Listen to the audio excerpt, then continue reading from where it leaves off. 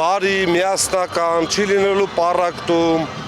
չի լինելու պառակտող իշխանություն, չի լինելու հանցագործ իշխանություն,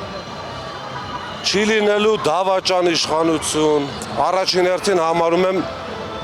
միասնականությունը։ Այս պառակտվածությունը արագ կվերացնենք Սամվել Կարապետյանի գլխավորությամբ, իսկ միասնական հայ ազգը մենք բոլորս գիտենք ինչերի ընդունակ։ Փոփոխված Հայաստանը լինելու է ուժեղ, փոփոխված Հայաստանում չի լինելու աբորինի բանդարգություններ, գործարկոցիներ, ունենալու ենք իրական խաղաղություն, ապրելու ենք հզոր տնտեսապես ուժեղ երկրում։ Եվ միանշանակ պետք է նշեմ, որ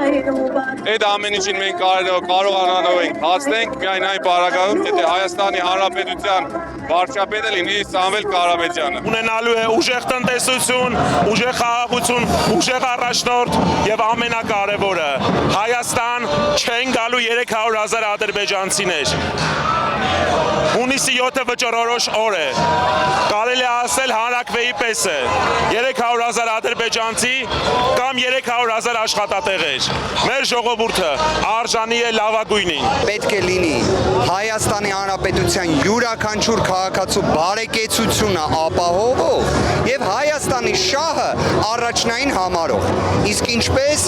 հայ ժողովրդի Հայաստանի Հանրապետության քաղաքացու որոշմամբ, որովհետեւ ինչքան էլ